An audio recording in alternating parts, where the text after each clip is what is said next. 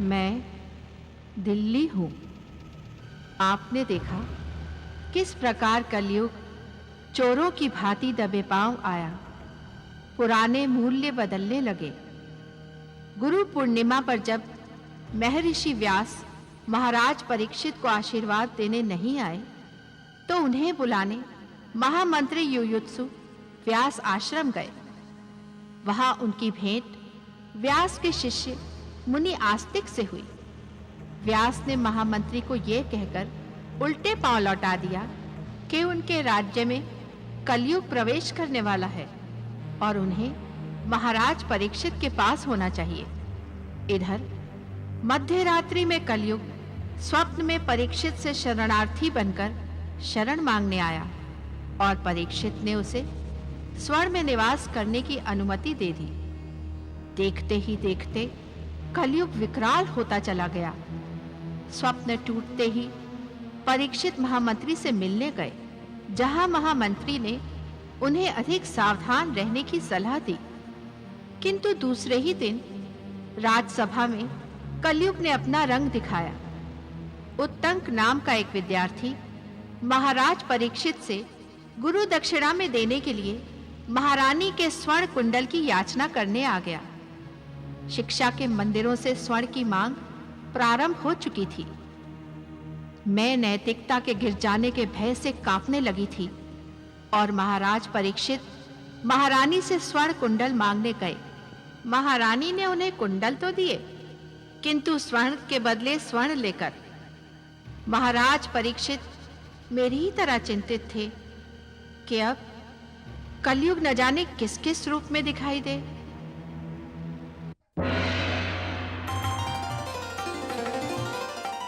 पांडुकुल भूषण, उत्तरानंदन, नीति निपुण महाराज परीक्षित राजसभा में पधार रहे हैं।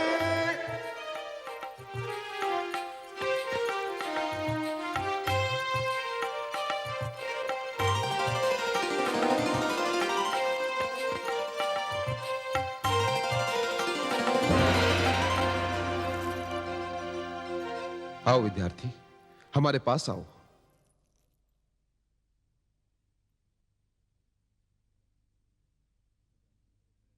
विद्यार्थी, ये लो स्वर्ण कुंडल। अपनी गुरुदक्षिणा देकर अपना कर्तव्य पूर्ण करो। महाराज, आपने ये कुंडल देकर मुझे एक बड़े ऋण से मुक्ति तो दिला दी, परंतु आपका ये उपकार सदैव ही मेरे जीवन पर रहेगा। मैं इस योग्य नहीं हूं कि आपका ये ऋण उतार सकूं। एक ही प्रार्थना है आपसे मेरी, मुझे आजीवन अपनी सेवा करने का अवसर देकर एक और उपकार कर दीजिए मेरे जीवन पर। नहीं विद्यार्थी, ये उपकार नहीं, ये तो हमारा कर्तव्य था। विद्यार्थी सदैव हमें प्रिय रहे हैं और इनकी सहायता करके हमें बहुत आनंद प्राप्त होता है। धन्यवाद महाराज, अब आज्ञा दीजिए। हाँ विद्यार्थी, तुम जा सकते हो।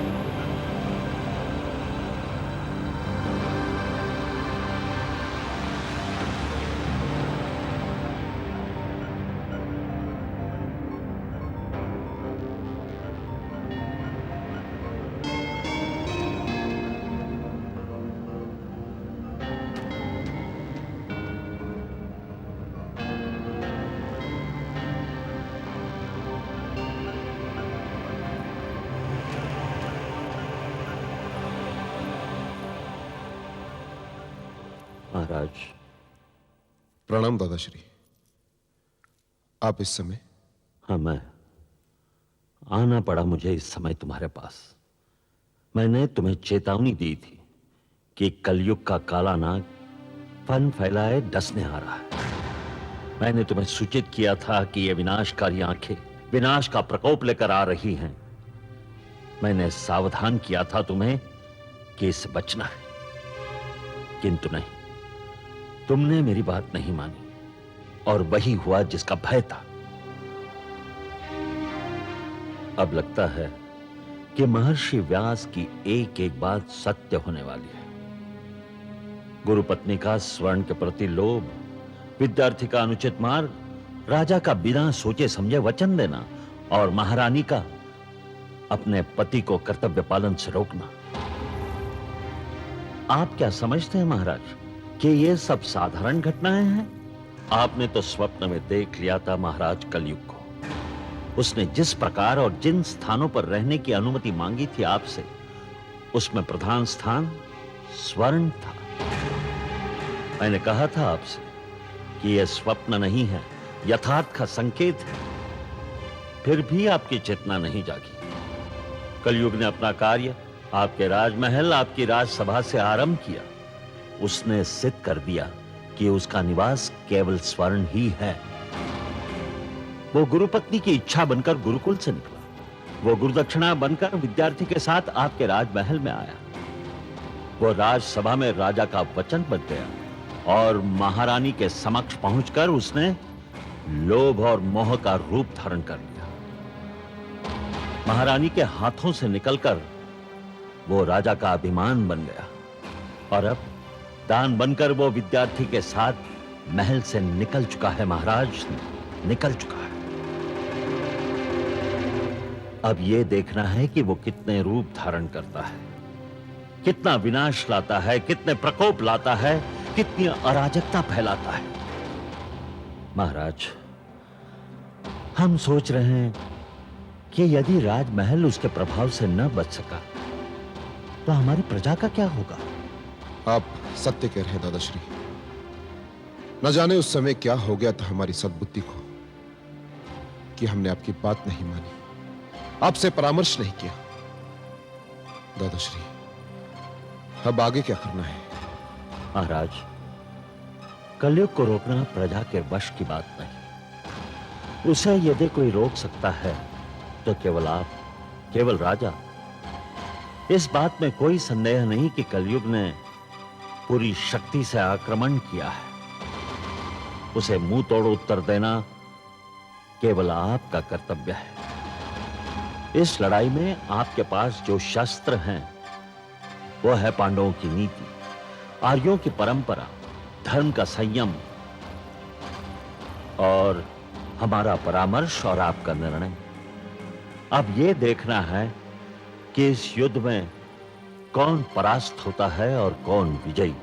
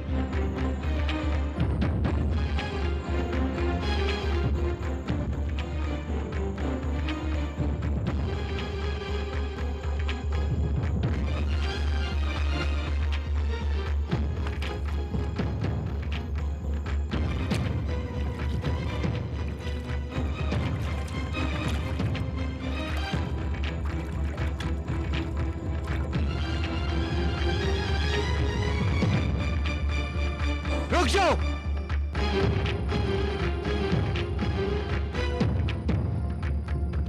मेरे स्वर्ण कुंडल दे दो मुझे। छोड़ मुझे। नहीं छोड़ूंगा मैं तुम्हें। मेरे स्वर्ण कुंडल दे दो मुझे। अरे क्यों अपनी मौत को निमंत्रण दे रहा है तू? छोड़ मुझे। देखो मैं विद्यार्थी हूँ, ये स्वर्ण कुंडल मुझे गुरु पत्नी को देने हैं दक्षिणा में। अच्छा, इतने मूल्यवान कुंडल तू गुरु दक्षिणा में देखा?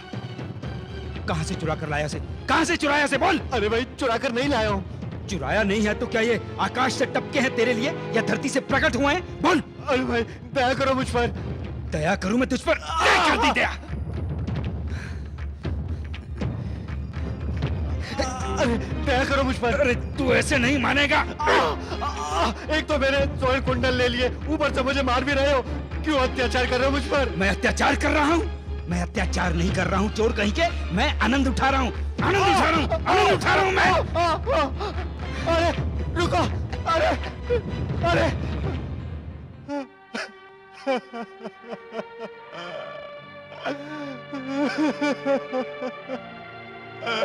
हे ईश्वर, बिना गुरु दक्षिणा के मेरी विद्या पूर्ण कैसे होगी?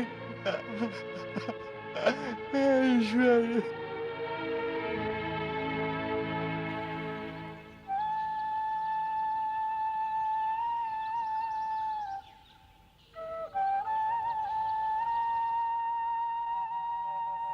मनसा, मनसा।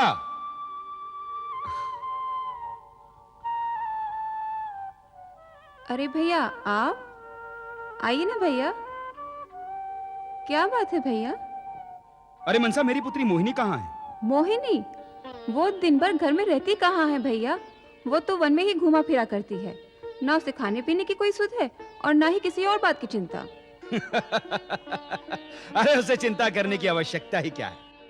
ये उसके खेलने कूदने के दिन हैं, खेलने दो।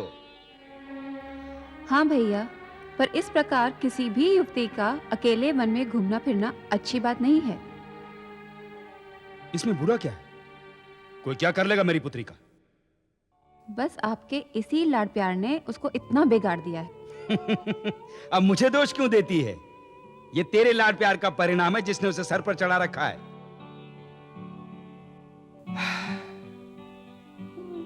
बहुत छोटी थी मोहिनी जब उसकी मां की मृत्यु हुई थी। तूने तो उसे पाल पोस कर बड़ा किया है। तूने उसे मां की कमी का आभास ही नहीं होने दिया। सत्य तो यह है भैया कि आपने इतना प्यार दिया है अपनी इस बहन को कि विवाह पश्चात भी मैं अपने पति के घर नहीं गई। तो क्या हुआ? अरे तू बोझ थोड़ी है मुझ पर। मनसा, तू मेरी बहन है और मोहिनी पुत्री, और मैं तुम दोनों को ही प्रसन्न देखना चाहता हूं। वो सब तो ठीक है भैया, पर अब आपकी पुत्री विवाह योग्य हो गई है। अरे तू उसकी चिंता मत कर, यही योग्य वर मिल जाएगा उसे। भैया, योग्य वर मिलने से ही तो बात नहीं बन जाती ना। विवाह के लिए धन भी चाहिए। मनसा, धन की चिंता तू अब बिल्कुल मत कर। भैया, आप तो ऐसे कह रहे हैं कि जैसे आपके हाथ कुबेर का धन लग गया हो। बस यूं ही समझ ले, एक ऐसी मूल्यवान वस्तु हाथ लगी है कि वारे न्यारे हो जाएंगे अपने। ऐसी कौन सी वस्तु आपके हाथ लगी है भैया? तुझे दिखाऊंगा तो तेरी आंखें फटी की फटी रह जाएंगी। भैया, पर वो वस्तु क्या है और कहाँ है? दिखाता हूं। ये देख। स्वर्ण कुंडल? ये तो बहुत मूल्यवान है भैया। पर आप ये लाए कहां से? वो लाने की बात तो छोड़, समझ ले रास्ते में पड़े मिल गए, मैं उठा लाया। रास्ते में? ये आप क्या कह रहे हैं भैया? मनसा, अरे मिल गए कहीं से भी, पर ये बता, है ना मूल्यवान? हाँ, मूल्यवान तो है। तो बस समझ ले हमारी सारी चिंताएं दूर हो गई। अरे किसकी चिंता दूर हो गई? मेरे भैया की चिंता, और किसकी? इतने मूल्यवान कुंडल कहां से लाए? वो रास्ते में पड़े मिल गए। इतनी मूल्यवान वस्तु रास्ते में पड़ी मिल गई तुम्हें?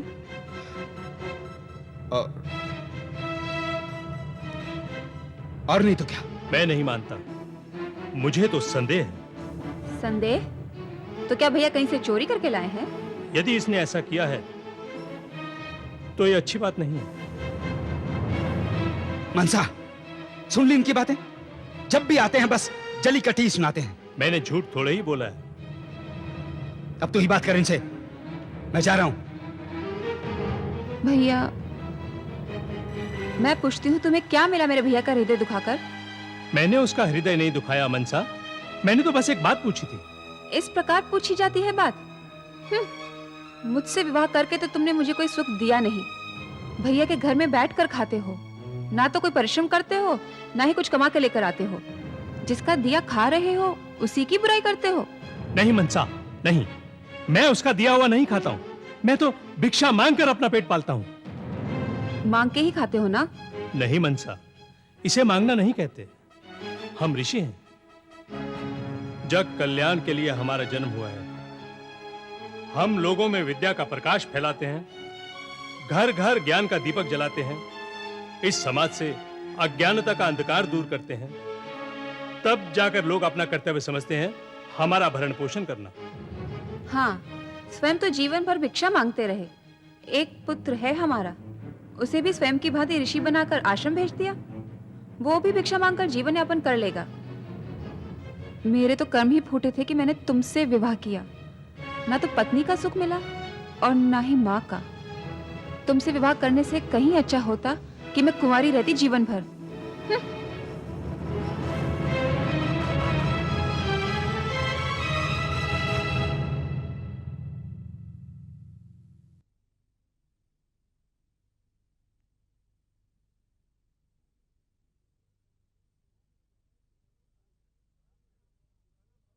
प्रणाम सेठ जी। प्रणाम प्रणाम। आओ मुखिया, बिराजो। कहो कैसे आना हुआ? तुम्हारे पास आने का अर्थ है कुछ लेना या कुछ देना। आज कुछ लेने आए हो या देने आए हो? लेने भी आया हूं और देने भी आया हूं। अर्थात? कुछ नहीं, कुछ नहीं। मेरे पास कुंडल है, बेचना है उन्हें। कुंडल बेचना है? अरे दिखाओ दिखाओ।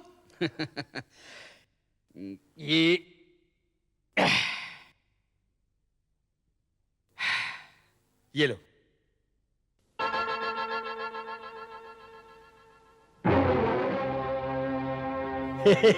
ये तो बहुत मूल्यवान है। हाँ, कुछ धन की आवश्यकता है, इसीलिए लाया हूं तुम्हारे पास। किंतु मुखिया, इतना धन मेरे पास नहीं है इसके बदले में तुम्हें देने के लिए। क्या नगर सेठ, तुम्हारे पास धन नहीं है? मेरा कहने का अभिप्राय ये है, ये बहुत मूल्यवान है। मुझे किसी को भेजना पड़ेगा घर में धन के लिए। तुम्हें थोड़ी प्रतीक्षा करनी पड़ेगी। हाँ तो गो कर लूंगा प्रतीक्षा, किंतु धन कितना दोगे इसके बदले में आप? अरे मुखिया, मुझ पर विश्वास रखो। जो इसका मूल्य है ना, उससे कम धन मैं तुम्हें नहीं दूंगा। तुम थोड़ी प्रतीक्षा करो। हैं?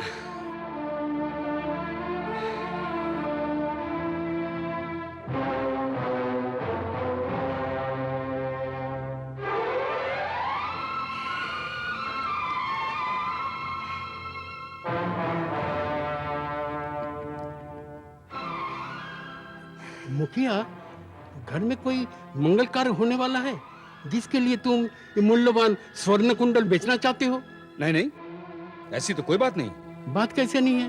तुम्हारी पुत्री बड़ी हो गई है, उसके विवाह की चिंता होगी तुम्हें। हाँ, चिंता तो है।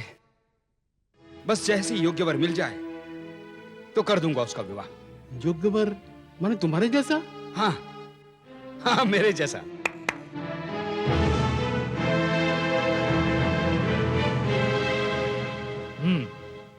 इस राज्य में यह अपराध। सैनिक, पकड़ लो इस चोर को। चोर? कौन चोर? कहां चोर? तू और कौन? ये स्वर्ण कुंडल चुराए हैं तूने? ये क्या कह रहे हैं आप सैनिक जी? ये स्वर्ण कुंडल तो मेरे हैं।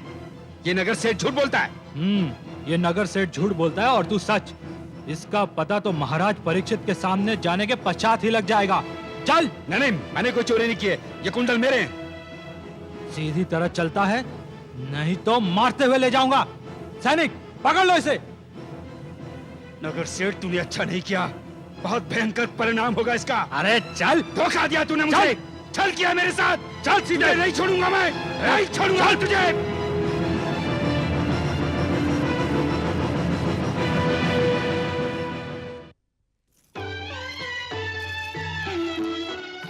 पांडुकुल भूषण, उत्तरानंदन, नीति निपुण महाराज परीक्षित राजसभा में पधार रहे हैं।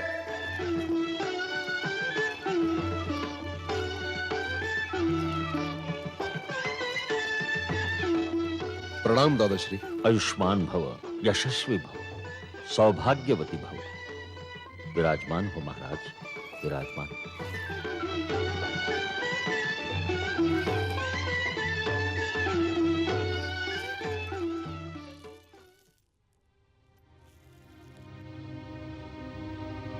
महाराज, खेद है और आश्चर्य भी। हमारे राज्य में एक अनोखी बात हुई है। ऐसी कौन सी बात हुई है महामंत्री जी?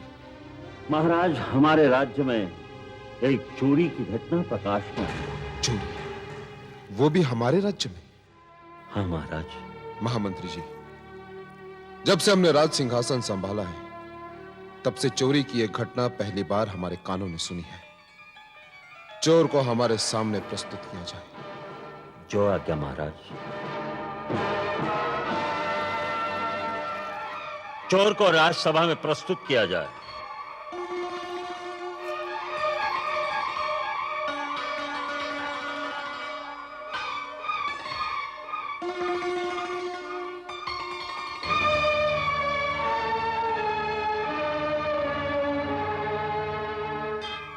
यह प्रथम बार है कि इस प्रकार का कोई अपराधी इस राज्यसभा में आया है। महामंत्री जी, इसका अपराध हमें पूर्ण रूप से बताइए। महाराज, ये चोरी की घटना विस्मयकारक और अद्भुत है, जिसकी आप कल्पना भी नहीं कर सकते। ये चोर जो आपके सामने प्रस्तुत है, नागवंशीय है। ये अपने नगर सेठ के यहां स्वर्ण कुंडल बेचने गया था। उसकी सूचना सेठ ने हमारे सैनिकों को दी। महाराज, ये सब झूठ है। नगर सेठ ने झूठ कहा है। पता नहीं वो किस लोभ में मुझे फंसाना चाहता है। मुझ पर जिन स्वर्ण कुंडलों की चोरी का दोषारोपण किया गया है, वो मेरी पुत्री के हैं महाराज। चुप रहो। चोरी का अपराध करने के पश्चात तुम असत्य बोलकर दूसरा अपराध कर रहे हो। नहीं महाराज, मैं असत्य नहीं बोल रहा हूं। मैंने कोई चोरी नहीं की है। ये मेरे ही स्वर्ण कुंडल हैं। महाराज, मैं कोई निर्धन व्यक्ति नहीं हूं। महामंत्री जी, हमें इसकी बात पर विश्वास हो रहा है। स्वर्ण कुंडल तो किसी के पास भी हो सकते हैं, और वैसे भी हमारे राज्य में स्वर्ण भरपूर मात्रा में। तो फिर किस आधार पर उस नगर सेठ ने आपको यह सूचना दी कि यह स्वर्ण कुंडल चोरी के हैं, और आपने उसकी बात पर विश्वास करके इसे हमारे सामने लाकर खड़ा कर दिया? महाराज, मेरे पास इस बात का प्रमाण है कि ये कुंडल चोरी के हैं। चोरी के? क्या प्रमाण है आपके पास? महाराज, जब आप इन कुंडलों को स्वयं ध्यानपूर्वक देखेंगे तो आप जान जाएंगे कि ये वही कुंडल हैं जो आपने दान में उस विद्यार्थी को दिए थे। क्या?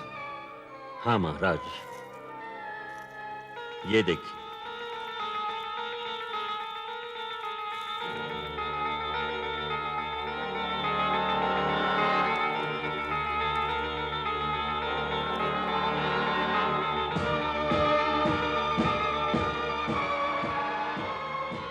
नहीं महाराज, महामंत्री जी इन स्वर्ण कुंडलों को महारानी जी का बताकर मेरे साथ अन्याय कर रहे हैं, और ये मेरा अपमान है महाराज। चुप रहो। जी में आता है कि तुम्हारी जीभ कटवा दूं, जैसे तुम असत्य पे असत्य बोले जा रहे हो। और तुम्हारा इतना साहस कि तुम हमारे सामने हमारे दादाश्री को झूठा कह रहे हो। निसंदेह ये स्वर्ण कुंडल महारानी के हैं। ये बताओ कि ये कुंडल तुम्हें कहां से मिले, और अब यदि तुमने झूठ बोलने की चेष्टा की तो जिस जीभ से तुम झूठ बोल रहे हो वो तुम्हारे मुख में नहीं रहेगी। क्षमा क्षमा कीजिए महाराज,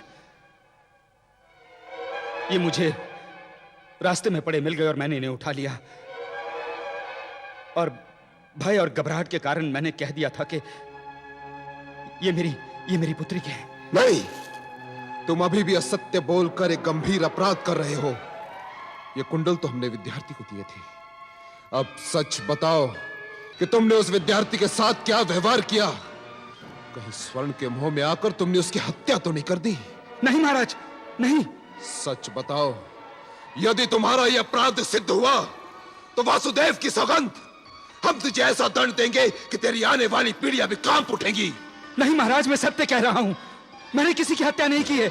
यदि हत्या नहीं की तो ये कुंडल तेरे पास कहां से आए?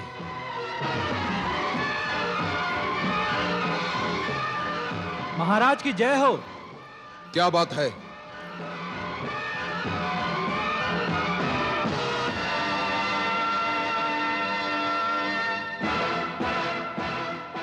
ये आदमी नदी में आत्महत्या करने की चेष्टा कर रहा था, इसलिए मैं इसे पकड़कर यहाँ ले आया।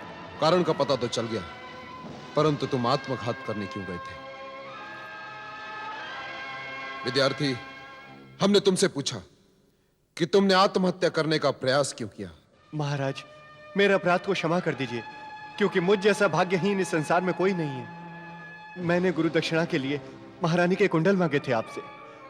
आपने विशाल हृदय का परिचय देकर उन स्वर्ण कुंडलों को मुझे प्रदान भी किया था, किंतु उन स्वर्ण कुंडलों को कोई डाकू छीनकर ले गया। महाराज, आपने तो मुझ पर दया की, किंतु मैं अभागा उस दया को भी ना संभाल सका। महाराज, मैं कायर हूं, मैं निर्बल हूं। उन स्वर्ण कुंडलों को मैं वापस ना ला सका। महाराज, मुझे क्षमा कीजिए। महाराज, मुझे क्षमा कीजिए, मुझे क्षमा कीजिए। महाराज, मुझे क्षमा कीजिए। नहीं विद्यार्थी, तुम तो हमारे दया के पात्र हो, परंतु तुम्हारी समस्या तो वहां की वहां खड़ी है। गुरु दक्षिणा का ऋण भी तुम्हारे सर पर है। महाराज, मैं आत्महत्या करने गया था, क्योंकि अब जीवन भर मैं ये ऋण चुका नहीं पाऊंगा। महाराज, महामंत्री जी, प्रकृति का न्याय भी कितना विचित्र है। आज हमारे सामने प्रकृति ने एक पीड़ित और इसे पीड़ा पहुंचाने वाले अपराधी को हमारे सामने लाकर खड़ा कर दिया है। विद्यार्थी, आगे आओ।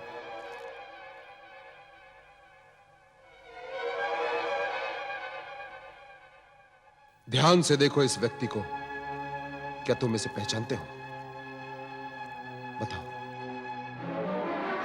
हाँ महाराज, यही है वो डाकू जिसने मेरे स्वर्ण कुंडल चोरी किए थे, मुझे मार पीट कर। महाराज, यही है वो।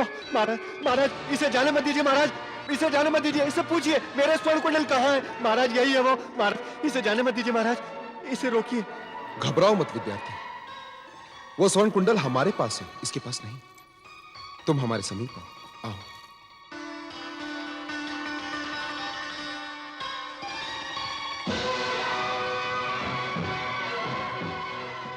ये लो अपनी समस्या का समाधान। इसे गुरुपत्नी को देखकर तुम ऋण मुक्त हो जाओगे, परंतु अब की बार इसे संभाल कर लेके जाना, कहीं कोई डाकू इसे फिर से छीन ना ले। महाराज, यदि अब ऐसा हुआ तो मैं नहीं, मेरा शव आएगा आपके पास। नहीं विद्यार्थी, अब की बार ऐसा नहीं होगा, क्योंकि हम जानते हैं कि चोरी की यह प्रथम और अंतिम घटना थी हमारे राज्य में।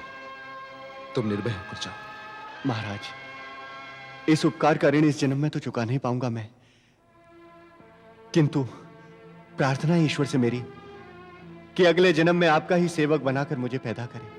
नहीं, ये ऋण नहीं, ये तो हमारा कर्तव्य था, और हमें हर्ष इस बात का है कि हमने अपना कर्तव्य पूर्ण किया। धन्यवाद महाराज, मुझे जाने की आज्ञा दीजिए। जाओ विद्यार्थी, हम ईश्वर से प्रार्थना करेंगे कि तुम्हारी हर मनोकामना पूर्ण हो। जाओ।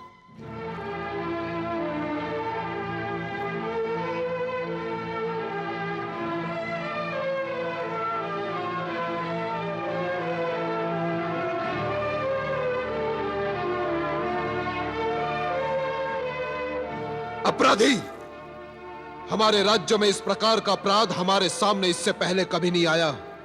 तुमने यह अपराध करके हमारी न्याय व्यवस्था को चुनौती दी है।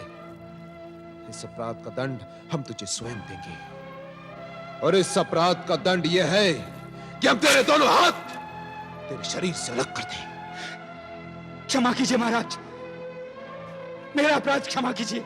नहीं कर सकता मैं तुझे क्षमा, नहीं कर सकता। मैं कलयुग को इस तरह से नहीं आने दूंगा अपने राज्य में। दया कीजिए महाराज, मुझ पर दया कीजिए। सैनिकों, पकड़ लो इसके दोनों हाथ।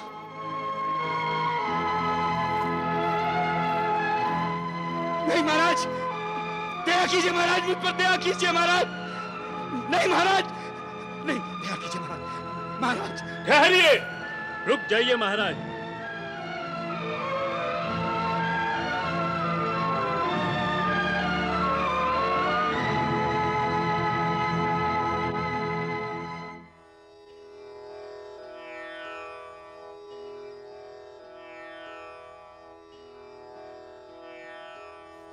महाराज, मेरे इस अपराध को क्षमा करें कि मैं बिना अनुमति राजसभा में आ गया, किंतु मैं विवश था।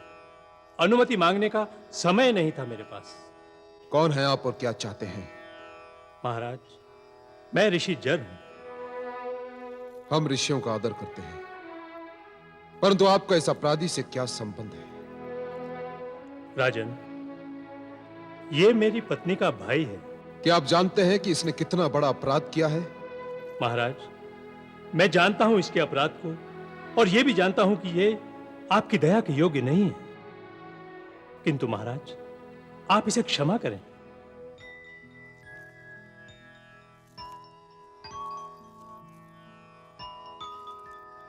आप ये कैसे कह सकते हैं? महाराज, मैं ये इसलिए नहीं कह रहा कि ये मेरा संबंधी है, इसलिए कह रहा हूं कि ये नागवंशी है, अपने संप्रदाय का मुखिया। इससे पहले इसने कोई अपराध नहीं किया, ये इसका पहला अपराध है। तो क्या पहला अपराध अपराध नहीं होता ऋषिवर? महाराज, अपराध तो हर स्थिति में अपराध होता है, किंतु ये अपराध इसने अपनी चेतना में रहकर नहीं किया। अर्थात? महाराज, इसने विद्यार्थी के हाथ में स्वर्ण कुंडल देखे। स्वर्ण के आकर्षण और उसकी चमक ने इसके हृदय में लोभ पैदा कर दिया। इसकी आंखों में लोभ का उन्माद छा गया। थोड़े समय के लिए यह अपने आप को भूल गया और चल पड़ा पाप की डगर पर। इसके हाथ अपने नियंत्रण में नहीं रहे और वो अपराध कर बैठा जिसका दंड निश्चित है। महाराज, यह दोष केवल इसका नहीं है। तो फिर दोष किसका है ऋषिवर? दोष स्वर्ण का भी है, जिसके आकर्षण और चमक ने इसे अपनी ओर खींचा।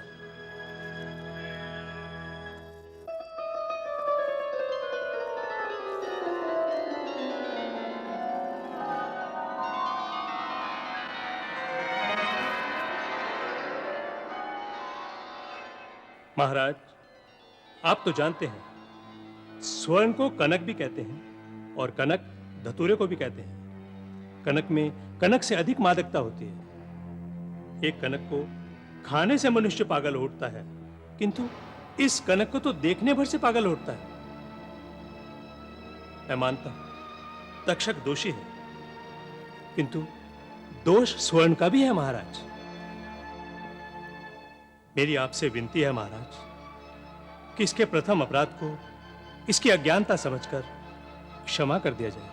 ऋषिवर, हम आपके युक्ति संगत तर्क को मानते हैं कि जितना अपराध इसका है उतना ही अपराध स्वर्ण का भी, किंतु ये दोषी तो है ही। परंतु हम इसे क्षमा करते हैं क्योंकि आप एक ऋषि हैं और इस राज्य सभा में पहली बार किसी ऋषि ने आकर किसी के लिए क्षमादान मांगा है।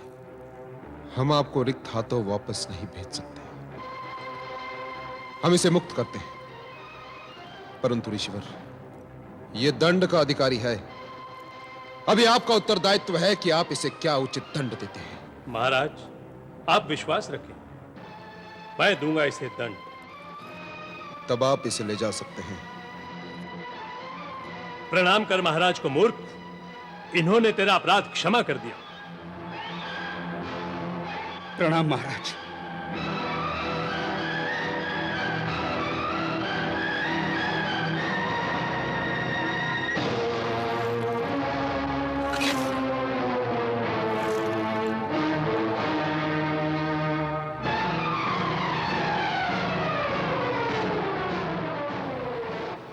महाराज, स्वर्ण ने अब चोर का रूप धारण किया है। महाराज, कलयुग ने तो आपसे 5 स्थान मांगे थे। अब देखना यह है कि वो किस किस रूप में आएगा।